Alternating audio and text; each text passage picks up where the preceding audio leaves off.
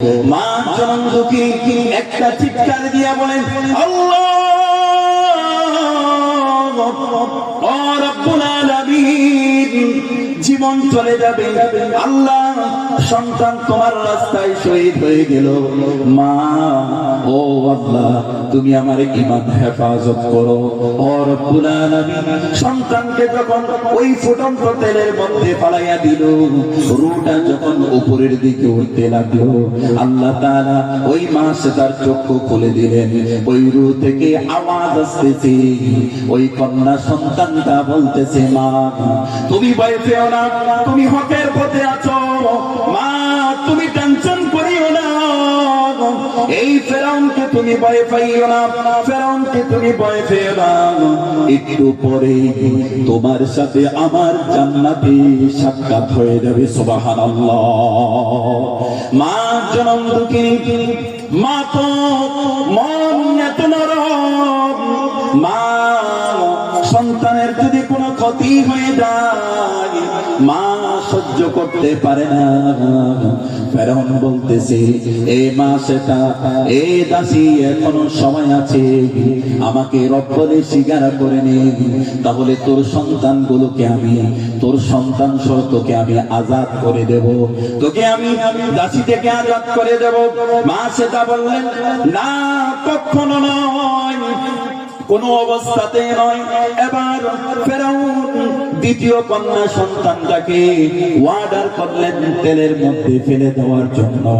এবার সৈন্যরা ওই দ্বিতীয় কন্যা সন্তানটাকেও মা থেকে ছিনিয়ে নিয়ে ফুটন্ত তেলের মধ্যে ফালাইয়া দিল। মা জনম দুঃখিনী চোখের পানি ছিঁড়ে ছিঁড়ে কান্দে আর বলে, আল্লাহ ও রব্বুল আলামিন, আবার দুইটা কন্যা সন্তান এই ফেরাউন শহীদ করে দিল, হয়তোবা আমাকেও শহীদ করে দিবে, এতে কোনো দুঃখ নাই। আল্লাহ ও রব্বুল আলামিন, জীবন চলে যাবে, তারপরও ঈমান চলে যেতে দেব না, ঈমান চলে যাবে, এরকম কাজ আমার দ্বারা সম্ভব নয়। ফেরাউন বললেন, হে দাসী এখনো সময় আছে, আমাকে রব বলে স্বীকার করে নে।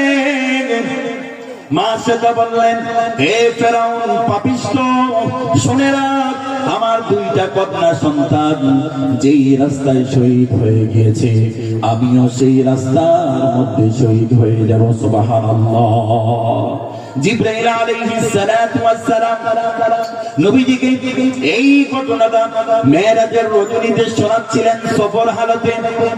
নবী করিম সাল্লাল্লাহু আলাইহি ওয়াসাল্লাম এই ঘটনা শুনে চক্ষু মোবারক থেকে পানি মোবারক গুলো ছাড়তে লাগলেন, আর মনে মনে বলেন, পাপিষ্ঠ ফেরাউন কত খারাপ ছিল, মানুষদেরকে কত কষ্ট দিয়েছে।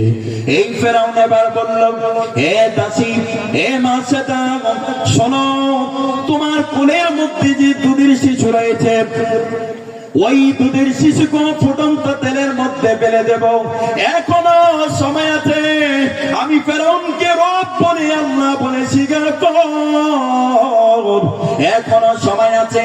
মা সেটা বলে, হে পাপিষ্ঠ ফেরাউন শোনো, কোন অবস্থাতেই আমি তোমাকে রব বলে স্বীকার করে নেব না, আমার রব একজন, তিনি হলেন আমার আল্লাহ।